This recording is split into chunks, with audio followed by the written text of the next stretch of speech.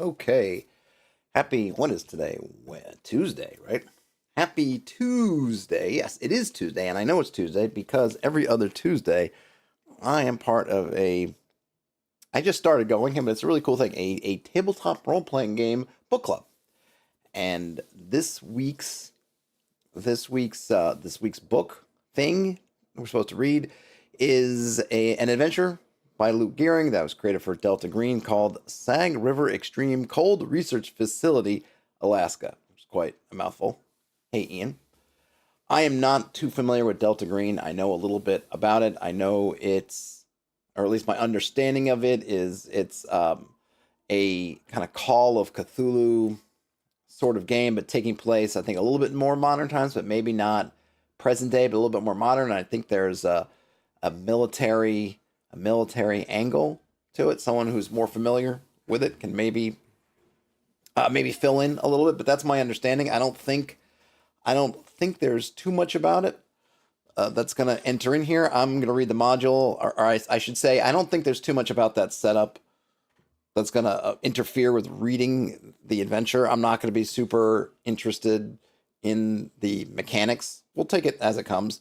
And maybe if there's time afterwards, maybe we can discuss some other stuff. We'll see. I don't know. This is not too long, and I didn't look very hard, but I couldn't find a PDF or laid out version of this. It's basically up on Luke Gearing's blog. That's the link that I posted in the show notes. Maybe if I did some more digging, I'm not sure if there's one that's more print ready or just, like I said, it's been laid out, but it's free on the blog. So if you're interested, go check it out, the link. So let's see. So I'm just going to, like I said, I don't think it's very long. I'm pretty much probably going to read this thing. If you followed some of my other reads, oftentimes I try to more or less kind of glance through, try to get the important bits out without reading every single paragraph. In this case, because it seems to be fairly short, I probably will just read most of it. So here goes. On October 6th, the agents received the usual summons. Special delivery requires pickup. Unit 798, East Side Industrial. Within the unit, the door unlocked a large table with a large shipping crate.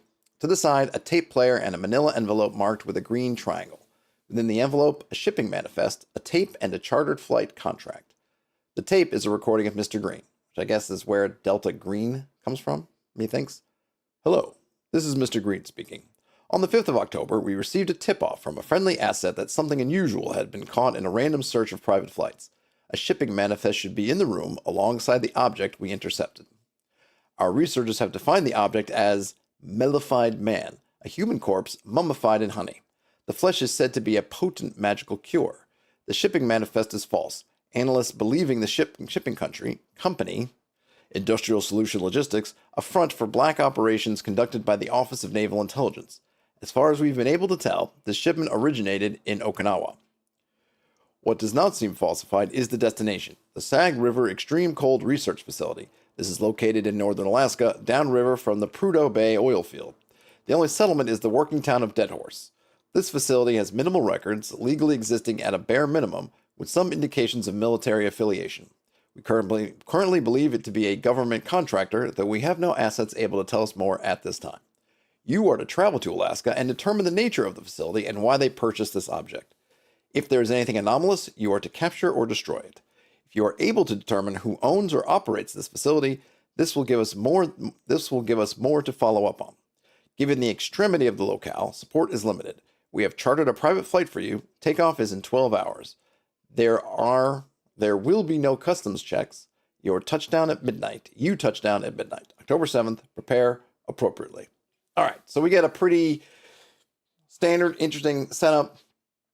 Some kind of contraband was being sent to this facility, and they want to know why. And since the source, the nature of this contraband, if it were real, I guess, since it seems like it might be fake, but if it were real, that would indicate that there are maybe some malfeasance taking place.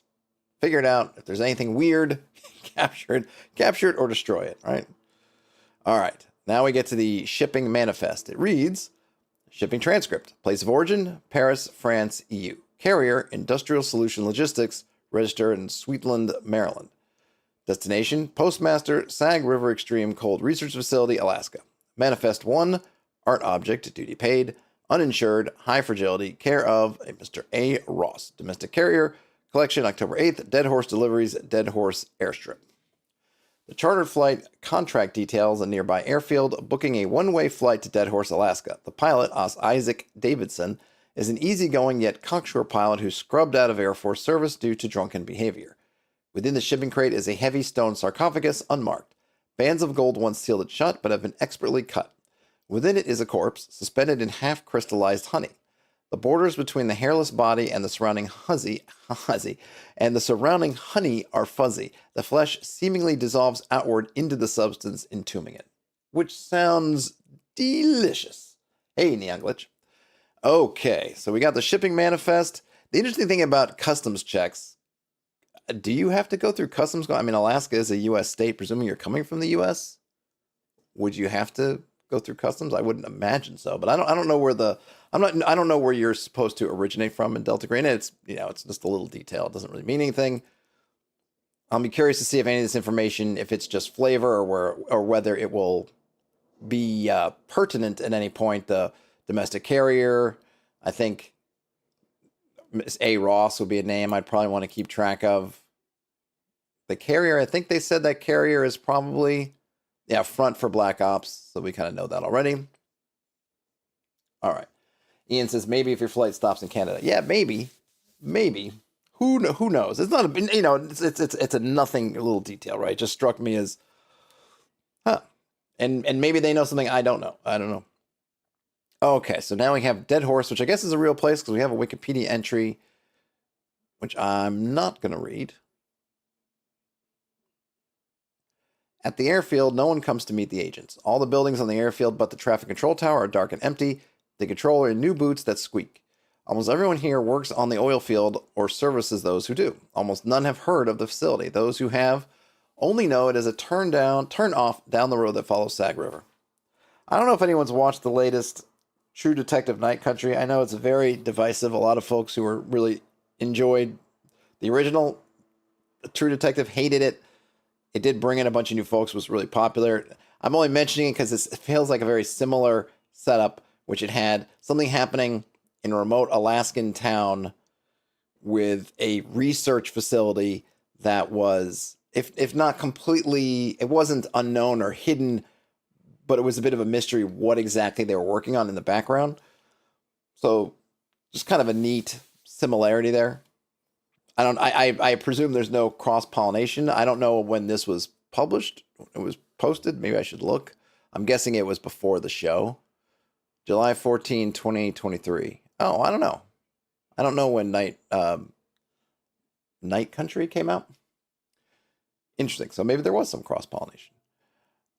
Okay, so no one's at there except for the controller in new boots that squeak. Again, I'm always curious in these kind of games, especially these sort of Cthulhu games where everything could be a clue or a red herring, whether the fact that the controller is wearing new boots, does that say anything about him? We don't know, at least not yet. Dead Horse Deliveries, owned and operated by Laura Sears, age 41. She is hard, no BS woman who mostly lives in her vehicle, emerging like some beast of the tundra for food when needed. That's quite an image. She smuggles alcohol into this dry town, but never drinks any whilst in Alaska. A network of old scars inch their way across her legs. Within them still lurks fragments of glass and metal. Okay, interesting. So we get a little hint of her past. But the thing I wonder about this, and it's I think Lou Gehrig has been, I don't want to say teasing, but sort of working in this vein a little bit, is in the gaming material as interesting reading for the GM versus, or not in opposition to, but maybe in addition to it as the piece as a pure game aid. So having that kind of detail is really great for me as a GM reading it, like the boots that squeak kind of thing. But especially that one, we'll see what happens further on, but it might be a detail that never is not actually gameable in any way. It doesn't mean anything in terms of adventuring stuff. It's just a fun, almost poetic, just very visually descriptive, or not even visually, just descriptive prose, I guess you should say. Never drinks whilst in Alaska. does she ever get out of Alaska to drink? Because Alaska's pretty darn big. If you're not flying in and out of there a bunch, I guess she's a delivery person, so maybe she does get to fly. Because I was going to say, if you're not on the edges of Alaska, saying, I don't ever drink when I'm in Alaska, might mean that you're just not drinking at all. Asked, she curtly shares that she's done a few deliveries to the facility. She knows nothing of the contents and aims to keep it that way. For anything more, she demands payment, $200. As she tells it, the facility itself is a large, ugly building surrounded by a wire link fence. She's never been inside. Rifle-armed security men take receipt of the delivery outside, hauling it around the other side of the building rather than going to the main entrance. There's a covered car park, usually with the typical winterized trucks of the region, although twice she has seen a luxury SUV with tinted windows parked there. All right, so we get some good clues, some good information. If we're the agents, here's the kind of gameable stuff, right? She knows some stuff about the facility, but you might need to pay her, or you probably will. And we're going to get to the map in a little bit, so we don't have to go over it, but the agents will know before they get there that there is the wire link fence, the covered car park, and then this idea of the luxury SUV that's kind of an outlier. If you look and think, okay, the winterized trucks is normal. Clearly, this lady's got her eyes open and notices that there is an abnormal car that is there every once in a while, or at least twice. So who knows if that's periodical or just random. Sag River Stream Extreme Cold Research Facility, 3 hours down the Dalton Highway, where the flat immensity of the landscape begins to crumble. A track snakes away from the road, passing between the low hills like waves of earth. The cold weather has frozen heavy tire tracks into the track, matching those of 4x4s. Makes sense. And here we get a picture of the... Oops, I didn't mean to go out of... No. There we go. Okay. So we've got a nice, clean map. The only thing this doesn't have, and it might not be important, we have no sense of distances. We know it's a large facility, but we don't really have a good idea. I mean, I guess if you take the width of the road as some kind of indicator, I don't know if this would be a 2-lane road. Maybe. I would feel like maybe it would have to be for the cars. I'm not sure. I guess it can't be too big because these doors, well, these are single doors, these are double doors. Yeah, it's not, so I don't know if it's super huge. I don't know if it's meant to be to scale either, but that's all we've got. The facility consists of 3 large steel modular units combined into a crooked shape, surrounded by a razor wire topped chain link fence, 10 feet tall. A covered garage stands within the perimeter. Behind 2 generators external to the building are connected with bundled wires umbilical. From outside, the observers can see the lights are on internally. Long observation reveals no one leaving, nor any movement. The curtains are not drawn at night, and no lights are switched off. Cameras jut from each face, lazily pivoting left and right. No one reacts to any perimeter breach. They are gone. So that's more of a note for us. So depending on how long the agents decide to stand, look, basically, lights are on. It's got power. Things are moving mechanically. Mostly the cameras, or really entirely the cameras, but otherwise, no movement. The chimpanzees. Now we're getting to it. Haunting the building are 6 chimpanzees. Each was cryogenically frozen and now walks despite the delicate structures of their brains being near entirely destroyed by the freezing process. Physical trauma is minimally effective. They simply pick themselves back up. They hunt their erstwhile captors but are unable to distinguish between humans. Those they kill they do not eat. Instead, they are dragged towards the basement. They cannot be distracted, but they can be tricked. All right. They cannot be distracted, but they can be tricked. Interesting. Because distraction would be a sort of trick, but that kind of trick they won't fall for. But I suppose this means you can lead them on, or the agents can have somebody at the end of the hallway draw their attention. Or would you call that a distraction? I'm not sure. I suppose it means that they're not going to, you couldn't throw, I don't know if I want to be comic book style, throw a banana at their feet and they'll go, ugh. Or maybe a loud noise or something like that. But I presume that you can do things like kite them along somewhere to get them out of the way, something of that nature. Now, again, I don't know much about Delta Green, so I have no idea ultimately if some of the stuff is good or bad or how powerful or weak they are. I'm guessing the fact that their evasion is +0 means that they're pretty much ordinary. They've got no shooting. 2d6 in melee. They always receives 1 injury as it fights without self-preservation. Adds +1d6 for each additional chimp that's assisting. And then harm, whenever a chimpanzee is injured or down, roll d6. This is kind of an interesting mechanic here. So you roll a d6, and then if you roll 1 to 17, chimp rises up despite their horrific injuries, and then when you roll again, you add an additional d6. So you're going to keep rolling d6s until finally you'll get up to 18 plus, which would be at minimum 3 times. And then the chimp is destroyed. I don't know about... This is one of those things where I wonder, is there not a little bit of a cleaner way to do that? I suppose you're not. In a sense, this is kind of their hit points. So it's kind of a weird... I guess I'm saying it's kind of a weird thing. I don't know how hit points work in Delta Green, or if there are hit points in Delta Green. It says clearly they can become injured or downed, which I guess are statuses. I don't know if you're supposed to be counting down hit points there, or that's just you get hit and you roll something and there's some trinary choice between, basically unharmed, injured, downed. I'm not sure how it works. But then basically he's adding what is essentially hit points on top of it. Because if you're not taking hit point damage, even though they have a thing here, which, again, I don't know if this 2d6 resolves on some table that would result in injured or down.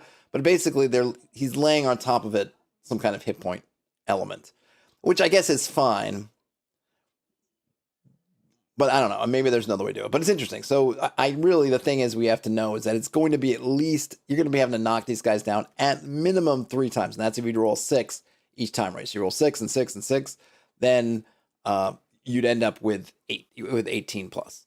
So pretty tough customers. Like for ease of use, maybe just say 3 times, something like that. I don't know if it makes a difference, because probably the 4th time they're probably going to be close enough. Though I guess if they're really unlucky, it could be, you could have a guy that never goes down, or like a chimp, I should say.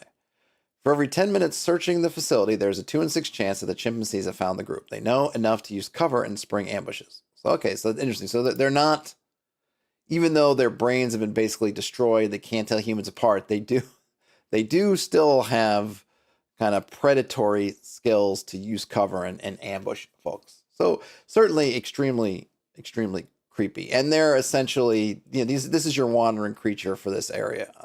Maybe there'll be more wandering creatures, but certainly the chimps are going to be the main creatures that are going to show up anywhere. All right, so now we have the key. So going back up to the map to see, we've got reception area, bathroom, kitchen, recreation room, a gym. We have some numbered rooms. Maybe those are bedrooms or workrooms. We have storage. We got some stairs. We have an airlock. And there's a little hallway in here. We got a cargo lift. Got some storage. We have an occult library, a ritual space, a break room, some more storage, an archaeological room, and then another break room and 2 more bathrooms. I like that the bathrooms are a nice touch. A big one, some small ones, some meeting rooms, an empty space. And then we have some generators here that are in a separate connected building. Hey, Magnus. So the reception, a metal door, typical to the region, gives way to a disarmingly conventional office reception. A large sofa to the side, flanked at one side by a coat rack straining with heavy outerwear. Behind the desk, a series of papers recording comings and goings. The last update, the 4th of October, showing Mr. Adrian leaving after a stay of a single day. Bland corporate art sits on the wall, depicting nothing. The door deeper into the building is deeply scratched on the corridor-facing side. The door deeper into the building is deeply scratched on the corridor-facing side. So I'm guessing that's actually on the other side, right? Not our side. So the reception's here, and this is the corridor, I'm guessing. So you can't actually see it, but maybe if the door opens inwards, you maybe see it when you open the door. Presuming it doesn't look like this door could, again, looking at the map of the hallway, it's almost too narrow. If this is to scale, you might not even be able to open the door inside, but you can open it out. So that might be how you would find out that the scratches are on the inside. Magnus says this has some SCP Foundation vibes. It certainly does. So there's a mess hall. Long steel benches fill the space. Old mugs of coffee and tea sit long stale. Some have been knocked out, smashed upon the floor, and leaving Rorschach blots of dried, sticky drinks upon the floor. Most of the mugs read, quote-unquote, Best Parent Award, or have pictures of children far away from here. That's a little, tugging at the heartstrings a little bit, bringing a little humanity to it. At this point, it's been kind of a very unhuman place, even though the kind of corporate blah is very human. It's also very cold. So now we're getting a little bit of, granted, it's almost a Hallmark level sentimentality with the Best Parent Award, but, pictures of children, So these are people after all. These are not just your victims. These are people.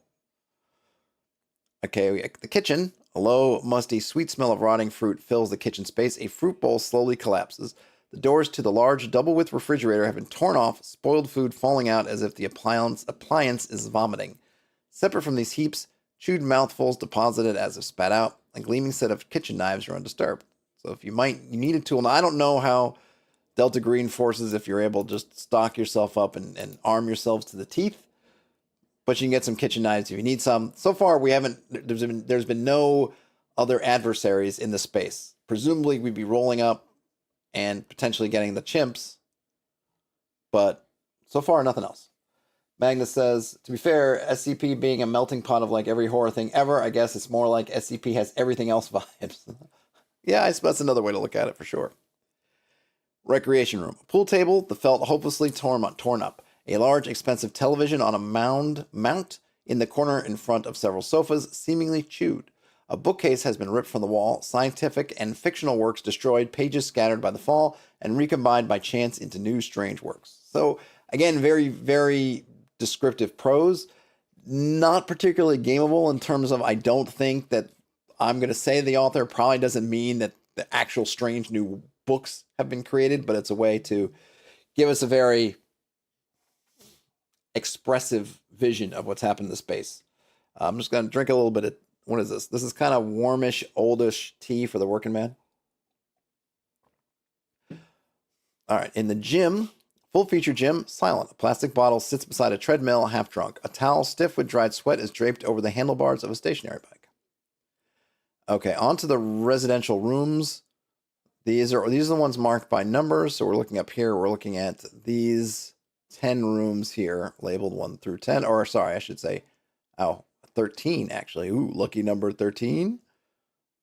13 rooms. All right, 1, empty of personal effects atop the unmade bed. Clothes of silk. A triple bolt lock studs the interior of the door. I think that's a good clue, at least in terms of, in a place like this, you wouldn't presume you'd need to have a triple bolt lock on the inside, but they do. 2, which has parenthetically Shiv, I guess that's the name of the person. Stacks of chess books on the bedside table, a set-up chessboard, and a stack of letters, each detailing a chess move. 3rd is Laird, the September issue of Guns and Ammo, a book on Alaskan wildlife, and a hunting permit registered to Laird Meyer. 4 is Jared, collection of VHS tapes, all cheap monster movies. 5 is Cletus. Oh, Cletus! Oh boy, heaps of well-worn detective novels, 3 balled-up drafts of letters to Vivian Olson. They detail a desire to rekindle a romantic relationship. A set of keys with a printed label hang from a hook glued to the wall. Quote, if found, return to security. Quote, on the reverse in ballpoint pen, Cletus, if I find these again, I will skin you alive. So obviously, Cletus has got a pattern of behavior here, but hey, he's Cletus. What can you do? I would definitely take those keys. Could come in handy. 6, Carson, a heavily annotated increased copy of The Prospect of Immortality. The annotations are almost all negative. A small stuffed bear, old but well cared for. 7 is Marcus, an antique Colt single-action army in 45 caliber Colt single-action army in. So it's just a single-action army Colt 45 with 36 rounds and high-end tools for maintenance. A bottle of Glenfiddich 12s. I would take both of them. 8 is Devon, the core 3 books of Advanced Dungeons and Dragons, first edition. Oh, there you go. The Grognard is amongst them. Clearly thumbed through many times. A pack of polyhedral dice with no signs of use. That's a sad commentary right there.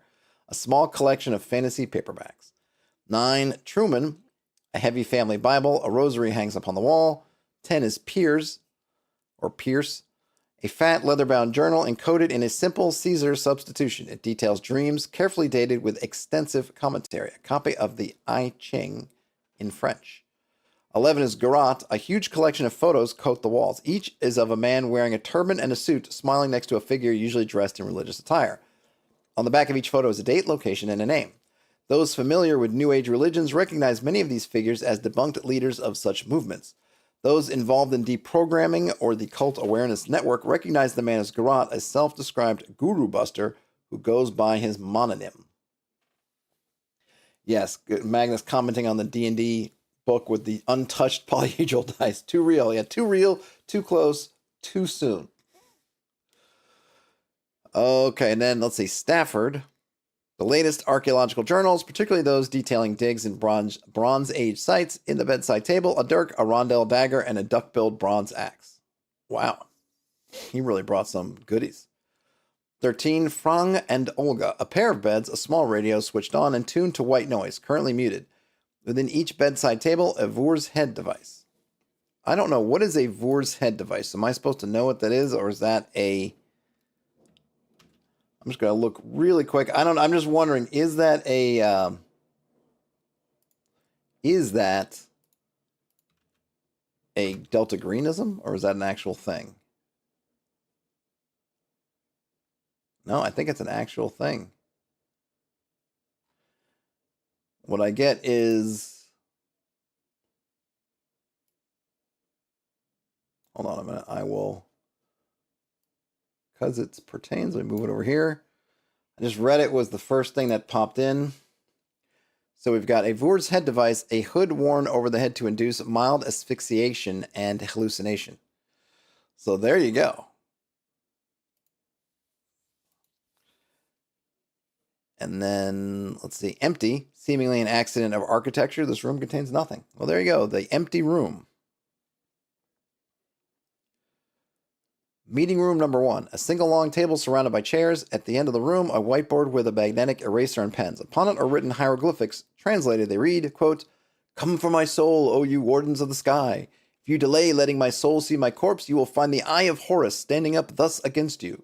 The sacred bark will be joyful, and the great god will proceed in peace when you allow this soul of mine to ascend vindicated to the gods. May it see my corpse. May it rest on my mummy, which will never be destroyed or perish." I'm guessing from the Book of the Dead, but maybe that's something else. Magnus asks, I'm guessing with regard to the Voor's head device, are you trying to kill yourself or thrill yourself? Yeah, it could be a little bit of both, Magnus, right? A little bit of both. Hey, Brian Smith. All right, so that's in the. So we got some interesting hieroglyphics. I don't know. Again, I know this is kind of. I know Delta Green is Cthulian. Sort of, so I'm guessing that the idea here is that someone at least will have some sort of skill to translate it, because it doesn't say that it's translated on the whiteboard, only that the hieroglyphics are there. But I don't know, I have no idea. That's one thing I can't say, if it's common or not in this game to have someone who reads that. I'm going to say that it probably is common. In Meeting Room 2, knocked over chairs are scattered, mingling with broken porcelain, all stained by coffee. There's an archaeological room with 3 long workbenches dividing the room. Upon the northernmost bench, a heavy stone Mycenaean sarcophagi carved with linear B text. Set into the stone are swirling designs of gold forming clouds. Above the clouds, chariots are carved, each heavily armed. The charioteers are blank-faced. The head chariot is driven by a figure depicted in gold. The sarcophagi is empty. Isn't that a sarcophagus? Right? Isn't it sarcophagus singular, sarcophagi plural? But I think it is one. I don't think there's several. A ruin of stinking flesh in a puddle of putrefaction which drips onto the floor like tar. Despite the decay, evidence can be found of tissue samples being taken. So this is on the. So that's on the. Wait a minute. There are 3. Okay, so that all must be on the first one, which is the northernmost. Yeah, Ian says Gus equals 1, Guy equals men. That's what I thought. So maybe a typo. And again, I'm reading this from the blog version. If there is a print or laid out version, it's possible some of these things have been corrected in there. I didn't look too hard, but this is what came up first. So this is what I'm reading through. Brian says they're really surprised by what you're getting. Well, hey, surprise. So that's on the northernmost workbench. Upon the central workbench, a heavily burnt ancient Egyptian sarcophagi. Again, I think they mean sarcophagus. Much of the detail lost. Lead has been melted into the seams as if to seal it shut. Within, a damaged mummy, the hands black with long dried gore, the fingernails protruding from bandages.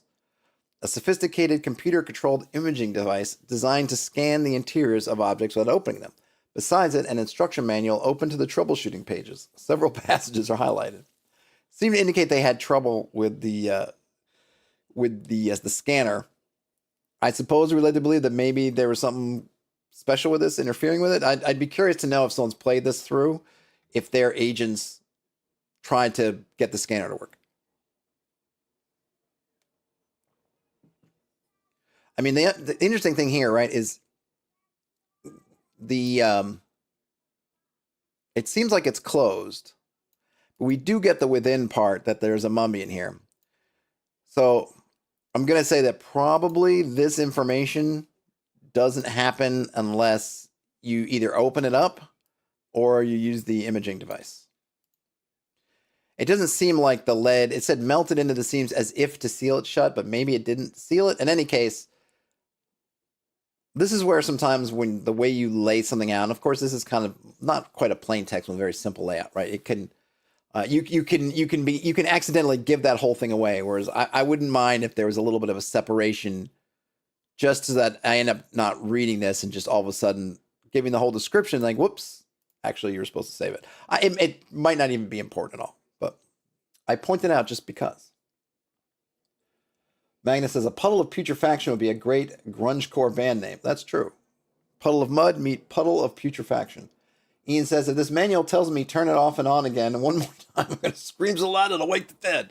Yeah, that could be what happened. It would be fun to know what was highlighted, right? That might be a fun addition as a GM if I were going to run this. I might want to have some highlights and maybe some scratch comments to Ian's point that could have some kind of a funny, maybe a moment of levity in what seems to be a very brutal and severe sort of place. Finally, on the southernmost workbench, the Rust girl, thought destroyed. Oh, I see. Thought. Okay. So I guess this is I'm going to say this is probably a real, like Utsi and those sort of preserved people. I'm just going to look it up really quick. Where is, let's see. I'm going to presume this is a real thing.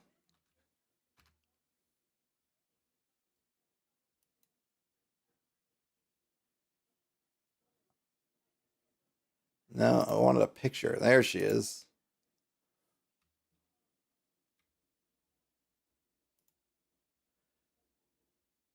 Oh, look at that. Was she lost?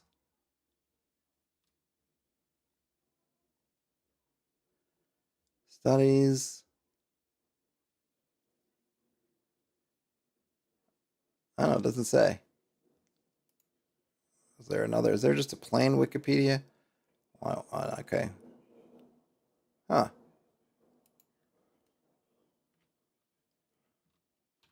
Let's say here. Here we go. Oh, yep. Haven't been destroyed during World War II. Ah, bummer. All right. Well, they somehow saved her. The Rust girl thought destroyed. Tissue samples have been taken. How do you know that? Is it? Are there? I don't know anything about tissue samples. Are they big enough chunks that you're going to notice it? Presumably, I guess this is information you would get through examination. If you, as if the agents, you'd see it. I suppose, looking at it kind of OSR type thing, I might, if there was somebody who their class or their background, whatever, was knowledgeable in such things, and presumably maybe as a Delta Green person, you are knowledgeable in all this stuff, you'd say, oh yeah, that's the Roast Girl. I probably would save the tissue samples being taken for if you examine the body at all, but I don't know how obvious they are. That's maybe just the way I would run it. The upper half of a human body preserved in salt. The hair is long and white, much of the face hidden behind a beard. The fine hairs move with the air currents in the room. Tissue samples have been taken. Very creepy. And this one, no identity. And I guess we could say it's male. Should we even presume it's male because of the beard? I don't know. Upon the walls are wax rubbings of the sarcophagi and sketches of the corpses. Delicate tools, files, brushes, hammers flank them. Against the northern wall, two large chest freezers in stainless steel. The left contains tissue samples in small glass containers. The second contains a mummified dog. Ew, interesting. Wax rubbings of the sarcophagi. So there's the proper use, right? Because we do have more than one. And sketches of the corpses. We got some tools. We got those tissue samples. I forgot. I downloaded this tool. I can actually draw stuff if I can remember how to do it. Yeah, look at that. Is this a highlighter? I haven't quite figured out all these different tools. Pen, pen, pen. Upon the walls. Yeah, the mummified dog. Ooh, look at that. The eastern wall is hidden behind large steel bookcases stuffed with archaeological reference texts, all focusing on funerary practices. Many have bookmarks focusing on artifacts thought to store the dead before some spiritual or material return from death. I'm going to guess that's important. Break room 1. The doors have been torn from the cupboards here, their contents smashed and destroyed. Dried blood as if from knuckles studs the damaged walls. The coffee machine is still functional, although the output is unpalatable. Goodness help you if you go touching the water. Or tasting the coffee. Gross. I wouldn't taste it if it was new, let alone it's been sitting there. Storage room 1. Chairs, tables, heavy coats, rifles, ammunition, emergency rations, and fuel are packed into this room, barely navigable without causing a chain reaction of collapse. All right, let me go back to here. Break room 2. A pristine break room. Seemingly untouched, clean cups sit beside a sink which still smells faintly of bleach. Someone's been cleaning up. The refrigerator contains spoiled food which has burst its container. The smell still contained within is enough to cause vomiting. Yep, sounds gross. Now I get into, I would hope, with an interesting area. So far, and there's got to be a second floor here because there was an elevator and a lift and stuff, and we were told that the chimpanzees are taking bodies down to the basement. Now we haven't had any kinds of traps, if you will, or any encounters at all. So any interactions with creatures at this point is purely coming from the chimpanzees, who I'm going to guess are because they're coming up and wandering creatures. Presumably they're just around the place, and in any kind of room you might end up having some jump out at you from behind somewhere. Though I have to say, maybe it'll be down the basement. We haven't seen where these animals would have been kept.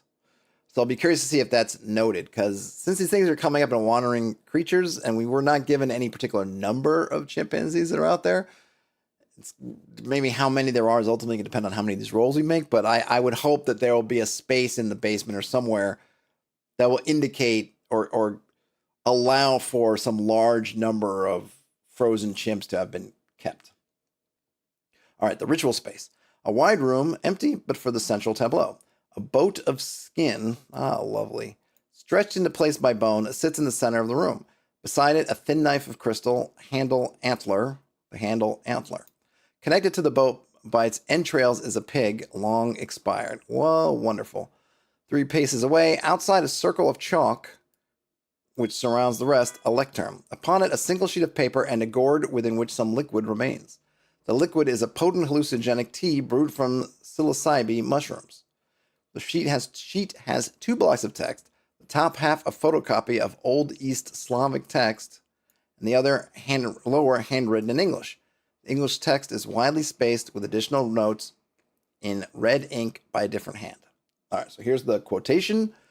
Those who would journey, prepare a vessel of skin stretched by bone. The bones must be taken from a mother cow who has seen her calves bear their own children. The skin must be that of lambs killed the day of their birth, unsullied by their first meal. And then there's a question that might be referring to breastfeeding. Whoops, I lost my highlighter. The vessel must be large enough to carry all those taking the journey, and each voyager must imbibe the tea.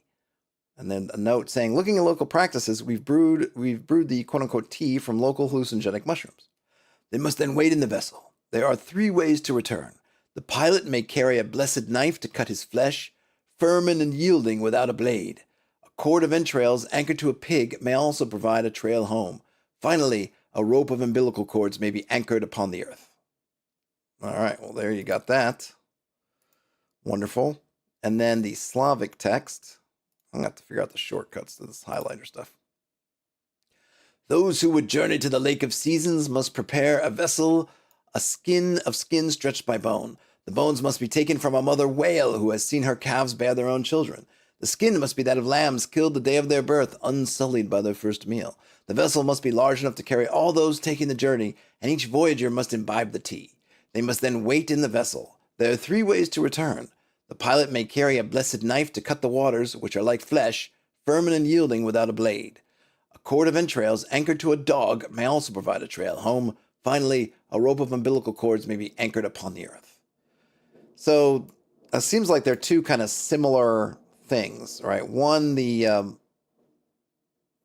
one was a whale, bones from a mother whale. The other one I think was, and then the calves were the same. I think the other one was a cow. So kind of interesting that there are 2 versions of this. It would seem that they followed the first version, the English version, rather than the old East Slavic version. I'm just kind of curious again if, and I'm going to assume since no notes are given, that it would not be unusual for a Delta Green operative to speak Old East Slavic or be able to read it, but I don't know. Occult Library. Heavy wooden bookshelves surround tables, heavy with lamps, magnifying glasses, and translation dictionaries. All are occult tomes. Many are copies, although a few origins of lesser works are amongst them. Most detail ways to transcend mortality, whether by extending the lifespan, creating a new body, or inhabiting the flesh of another.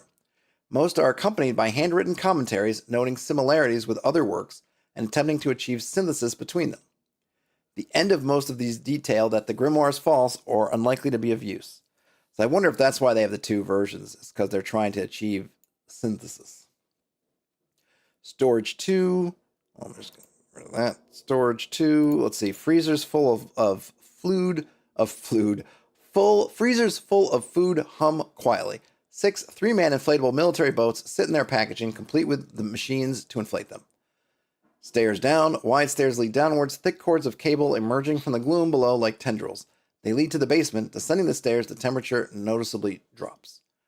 We have an airlock. A heavy steel door bars access into the security operations room. A camera watches the space, the light blinking gently.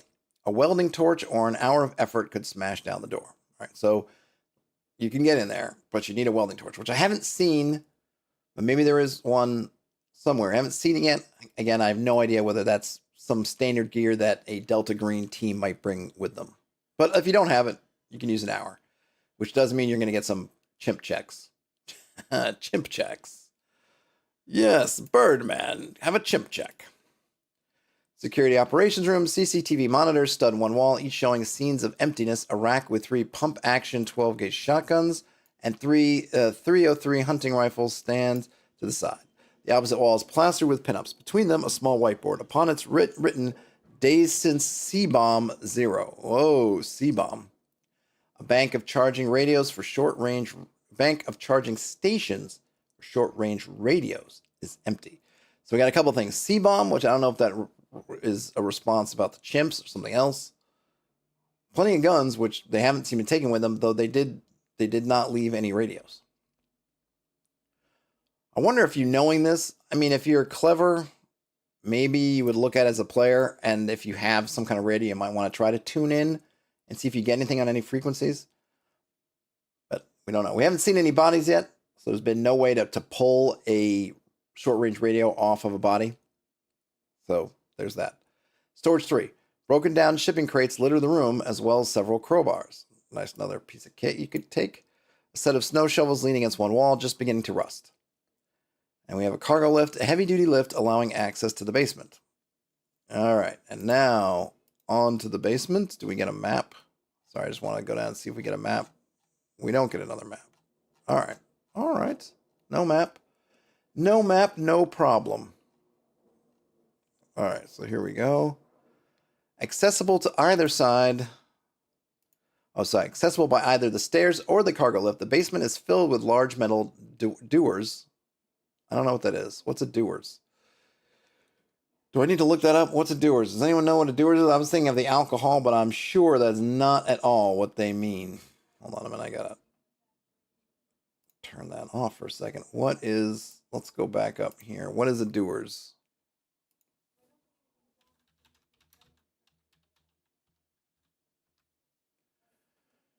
Plural of a dewar, a vacuum flask, a vessel.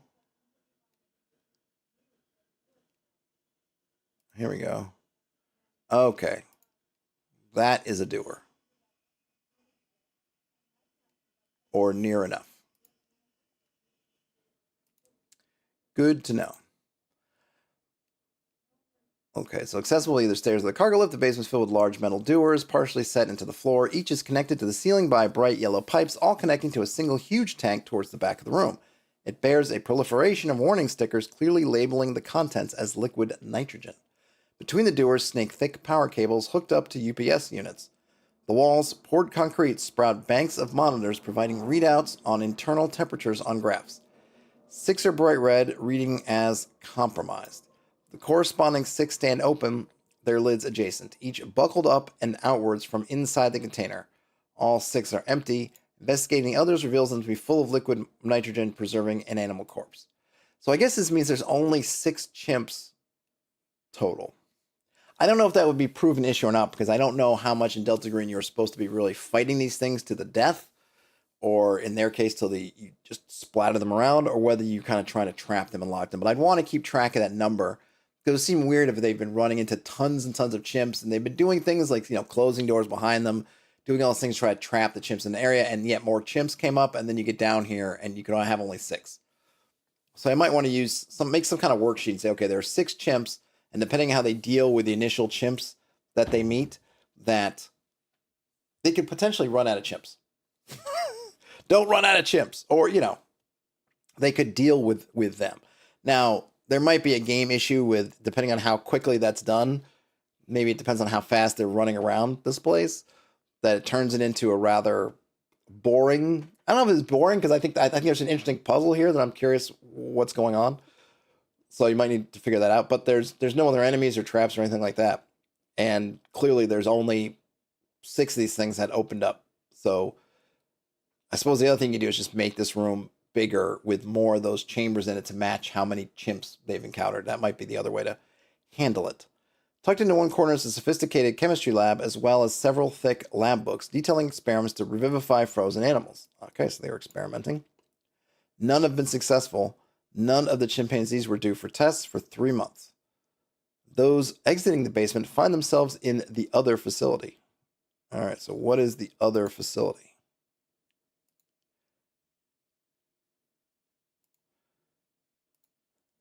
The other facility is an exact duplicate of the Sag River Extreme Cold Research Facility. Within, most of the staff of the facility still survive despite their transport to the Lake of Seasons, upon which the other facility floats on atop. Hold on a minute. If you exit the basement, hold on. I need to look at this again. So if you exit the basement, it seems like there's no other room, but you've obviously gone through some kind of portal. Right? We don't get a map of the basement.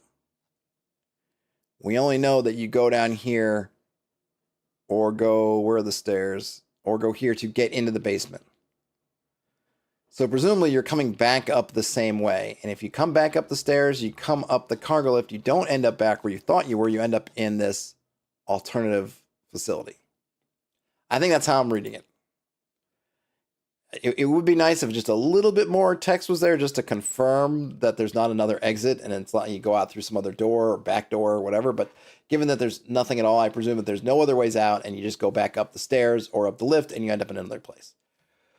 And the other place is an exact duplicate. Most of the staff still survive. It's transport to the Lake of Seasons, and this is where the other facility floats atop a slab of earth. Okay. There is no natural light in this place, although the generator is still working, providing electric light.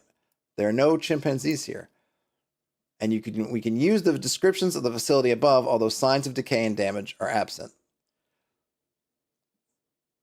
Okay. So in terms of running this part of the module as a GM, is we're going to be referencing the rooms already above, but we're going to omit signs of decay and damage. And I guess we'll have to add in the staff, which presumably we're going to get in this next paragraph. The staff have divided. The occultists fearing one another after the botched ritual, each suspects a deliberate botch to transport the entire facility to the Lake of Seasons, though none is able to divide a cogent reason as to why someone would do this. The rest of the staff, entirely out of their element, have divided themselves up amongst the occultists. Staff are marked S for security and C for cryonics. Okay. Like, is that on their a uniform? I'm not sure what that means, but maybe they're wearing, those sort of working jumpsuit kind of things.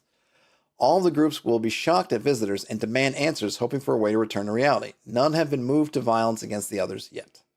This is going to be a very role-playing focused thing, I would presume, which I think is cool. This is not fighting. This is time. I mean, I guess it could devolve to fighting, but that's not where it is right now. Though I assume that tensions are high. So we have the Slavko group. Frank and Olga Slavko have holed up in the basement, gathering Devin, Marcus, and Carson. Okay, so they're the S's and C's, I guess, for us as GM to know who's part of cryonics and what's the other one? Who's part of security? Okay. The sisters are desperate to survive this situation and consider anyone else expendable to this goal. Well, that's lovely. They were previously Vor's head device devotees, right? We saw that, after escaping a human trafficking operation, but have since devoted themselves to the study of dream. Now their dreams show them only huge crawling hives of insects who speak of things to come in maddening drone, especially of a bargain made for escape. Where possible, they try to speak through Devin and Marcus. Carson is near catatonic with fear and does the sisters' bidding mutely. I didn't even realize that Frang was a lady's name, so I wouldn't have even have assumed that they were sisters. I thought it was husband and wife kind of thing, or brother sister. So good to know. Devin is a failed novelist who turned to security work thinking he would use the free time to hone his skills. He is observant, quick to catch outliers, but far too curious to leave things alone. These are nice character, what would we say, vignette kind of things, quirks. Marcus is in love with guns and violence. He has a large tattoo on his forearm, half covered up with roses. It used to mark his membership in a biker gang, now split up and moved on by the Hells Angels. His knuckles are scarred. Magnus says, still could be, and then you hear cue the Game of Thrones. Yeah, that's true. In Westeros, all things are possible. Carson was obsessed with cryonics. The grief of a dead child consumed him, and he was determined to ensure no one else would have to feel his pain again. Now he is nearly entirely hollow. Fear has consumed him. Okay. Now we get the Louvain group. Louvain. Pierre Louvain has gathered his flock in the ritual space, at first thinking the vessel would still be there. His poor translation caused the ritual to transport the entire vessel, the facility itself, to the Lake of Seasons. Well, there we go. At least that part's known. Whether the players can figure that out, I'm not sure, but now at least we know. Despite his failure, he feels no remorse. He's filled with a hunger for knowledge, seeking to unravel the mysteries of the world that may no longer do him harm. Jared, Cletus, Laird, and Shiv have gathered around him. Although they are doubting his leadership, he wishes to send them out to explore the Lake of Seasons. He claims this is to find a way out. He simply wants to know what lies out there. If he can be convinced that the situation is hopeless or his thirst for knowledge is slaked with the blood of others, he admits the knife Garant holds could be used to escape the Lake of Seasons. All right, so we know a couple things. But Garant, is he part of this crew? He is not. So where is Garant? We haven't seen that yet. So Jared would describe himself as a regular type guy who likes beer. Asked about home, he says it was only boring. He is surprising himself at how well he is taking to the entire situation. Cletus is a forgetful, fretful man who was discharged from the U.S. Marines for assaulting an officer. He is at his limit and ready to explode. He never goes anywhere without his 44. Laird grew up in Alaska and took this job to get away from home after a messy divorce. He will latch onto any hope of escaping. He wants to make amends with his ex-wife. Shiv was headhunted from the All India Institute of Medical Sciences to lead the cryonics research here, leaving behind his family in the huge mansion bought with his signing bonus. He has made his peace with his death being the cost of their happiness, although a good shot at escape would renew his efforts. And then finally, we have the Garant group. Garant prides himself as the guru buster, a professional skeptic traveling the world and proving his mark to be a fraud time and time again. Hired to weed out BS, he is now facing down a reality he cannot accept. Well, this is true. He and Stafford are in the kitchen armed with knives, Garant holding a duplicate of the crystal knife found in the ritual space. Some part of him wants to die here rather than escape and undo his life's work. And that's a really interesting, I like that one a lot. That's a really interesting complication for him. He's got the key, and maybe through talking to others, you'll figure it out. But then you have to convince him or get it from him because he's been so, what's the word, consumed by his identity as the Guru Buster that he may not want to leave just because he'd rather disappear than have to live with the fact that he was wrong. Stafford was trying to pursue a romantic relationship with Garat, the two having bonded over their love of history. Watching the man crumble is destroying him. And now we get to see some modifications from the upstairs key. So in the kitchen, Garat and Stafford are here, untrusting of all the others. Convincing Garat to give up the knife is difficult. If framed as a ritual tool, he is more likely to destroy it. Stafford could be convinced to wrestle it off him if he believed it would save them both. So there you can see, clearly, the angle you do not want to pursue is the ritual piece.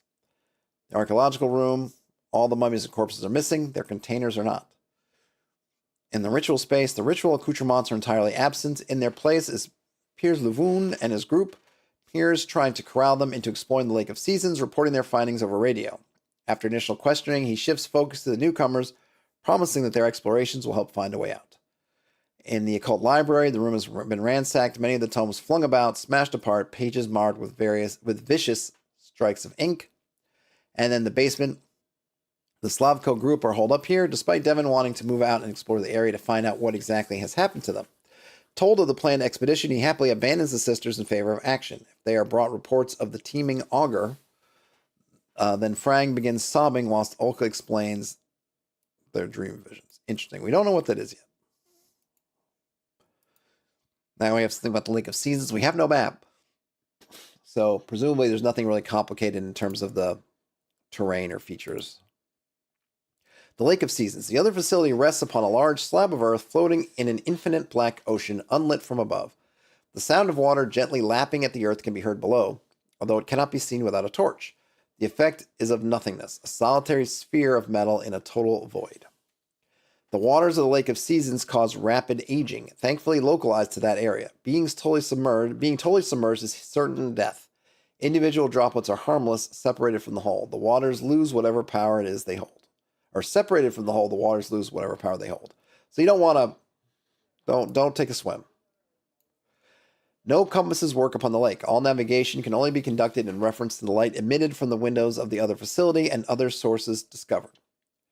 Any journey taken has a 1 in 20 chance of attracting the attention of 1d6-4 entropy survivor emerging from the lake's waters. That's an interesting thing. And so we have a different sort of encounter here. And then entropy survivors, huh? Okay. And what are they? So the black worms, the coils of consumption, the eels of season. When all energy spreads infinitely thin, something will survive as a concentration in the flat, empty dark. These entities will seek one another, winnowing down their numbers to eke out some few millennia more of existence. Predators and basking sharks, immense coils of ribbed worms set behind mouths fit to extinguish suns. Within the Lake of Seasons, some echo of these final inheritors of existence lurk, preying instead upon those who come to the lake too early. They are tiny in comparison, merely the size of underground trains. They are attracted to heat, light, and movement. They consume electricity, radioactivity, and light before resorting to living things. Well, hey, look, they're only the size of underground trains. Tiny. At least they're going to take, heat, light, and movement. They're attracted only to heat, light, and movement, but they will, eat electricity, radioactivity, and light first. So they automatically hit. If they get in melee with them, you got to dodge, or, this is basically save or die, basically, right? Dodge or be consumed and destroyed utterly. And then whenever one of these guys would be injured or downed, roll a d20, adding +1 for each prior roll. On a 20 or more, it's driven away for 8d8 hours. Yeah, I think you're going to have to be really lucky you're probably going to hope you roll at 20. Maybe, I don't know how many rounds or things, but yeah, that's good luck to you. Good luck to you.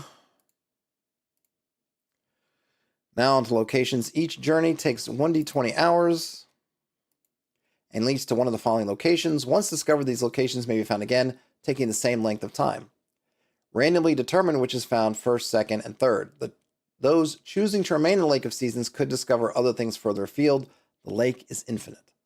Not sure why you would want to with those worms coming around. The false shore, a crescent of material afloat upon the Lake of Seasons. At a distance, it seems to shimmer and shift. As one approaches, they see it covered in a living carpet of giant insects, the teeming auger. Okay, so this was the dream. In buzzing voices remembered but never heard, they bargain in their multitudes. For the price of an egg carrier, submitting willingly, they allow riders. They can be ridden anywhere, anywhen. Ooh, that's some intriguing stuff right there. That screams very kind of Cthulhian. What a kind of devilish bargain that is. They will happily accompany groups back to the other facility. Yeah, why not? The egg carrier to conventional medical techniques seems entirely normal. 2 days after their return, they begin to experience time loss.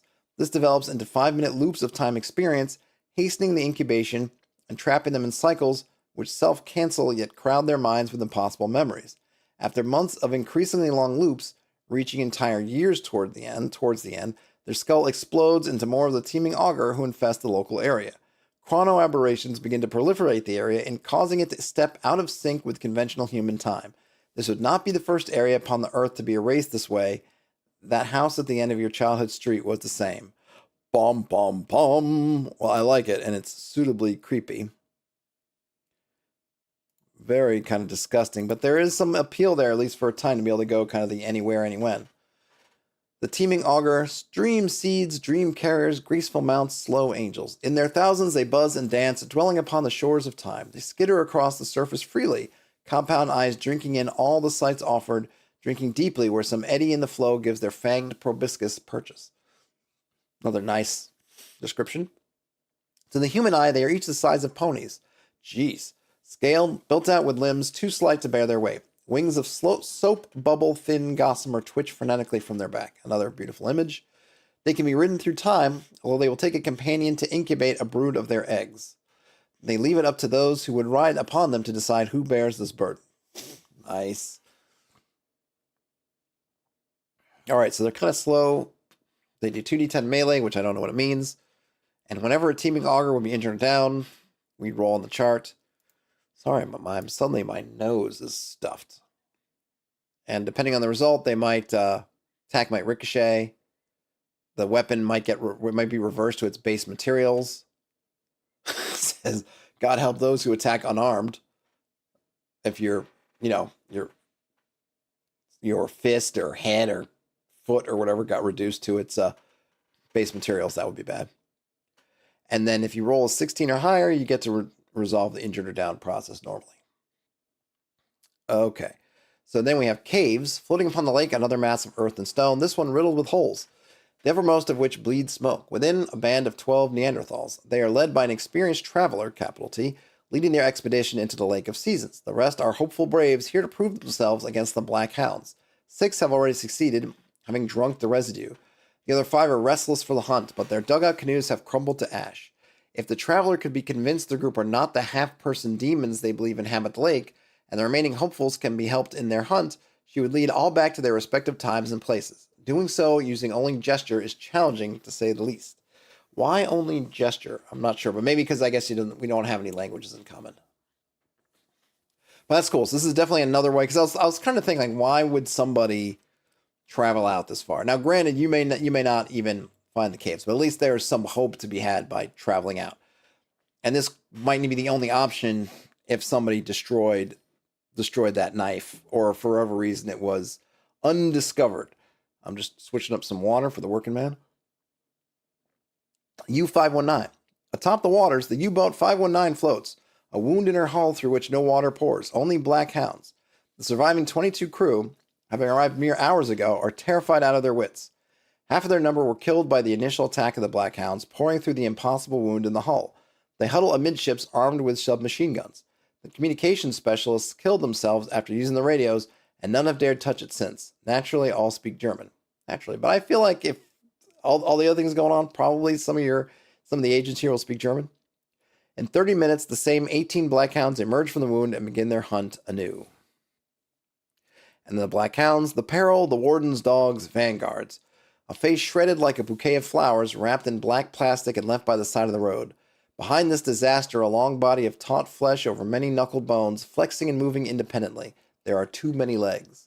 From ridges and tears in the reel, the hounds emerge, silent, ignoring any gravity or terrain. The unfortunate notice that each leg terminates in a human hand, some with rings. So that's creepy. I mean, the whole thing is beautifully creepy, but something about the hand with the rings on them.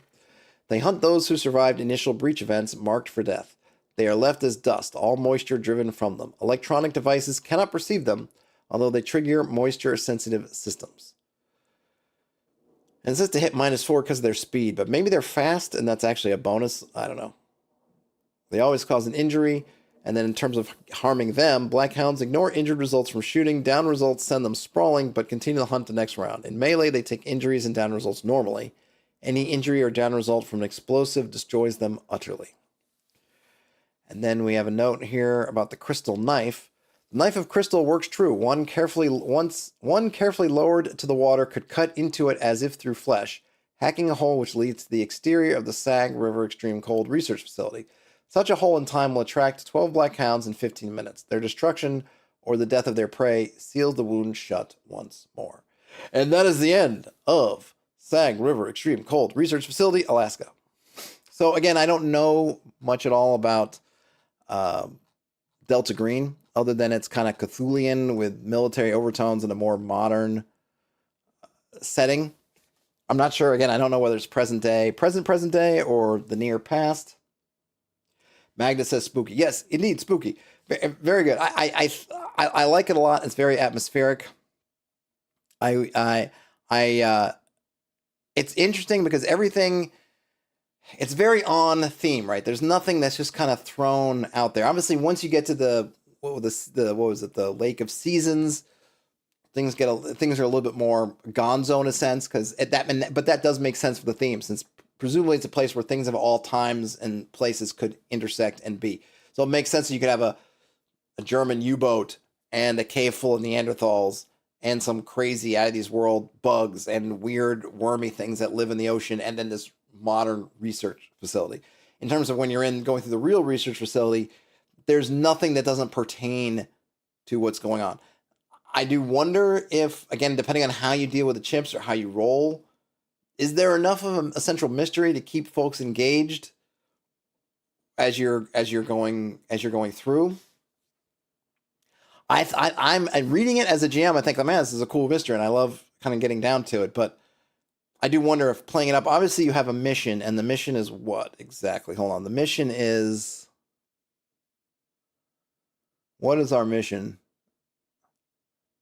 We are told,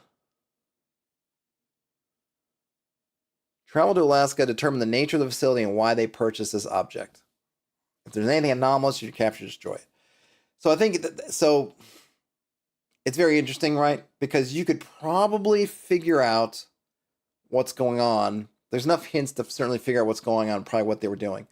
But inevitably, you're going to go down to the basement because you're going to want to be looking for any last clues, any last things, survivors, anything else anomalous that you're supposed to be taking away with you. So you're going to end up in I don't think there's any way you could play this and not end up in the Lake of Seasons and then having to deal with that.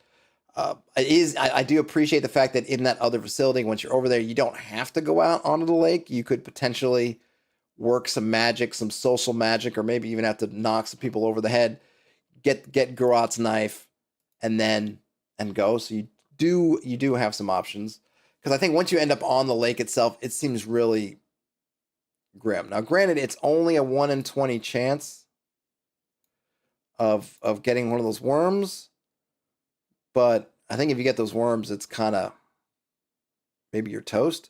It also takes hours. I'm not sure on if it's meaningful how long it takes, because it doesn't seem like you're rolling per hour on that 1 in 20 chance. So if it takes an hour or 20 hours, does it make a difference? I don't think there's any sense that you're gonna die here, thirst, anything like that. I'm not sure. Maybe it's just to show the expanse of the lake, but I would definitely want to be careful with rolling multiple times for those so what they call the black worms or entropy survivors, because they're really, really nasty. I really like the teaming auger, and I think that's a great thing that could spur further adventures or just switch things up entirely. Now, maybe some GMs are going to be like, oh my gosh, I don't want my players going anywhere, anywhen, but I would welcome it if they decided, like, yeah, we're going to ancient Greece. I'm like, woohoo, let's go. Or maybe we want to go to the far-flung future. It's like, all right, we'll figure out what that means. But probably the price would end up being too high, unless maybe they brought one of the folks from the research facility who just wanted to be a carrier for them. I'm not sure. And then the caves is nice if you can find it.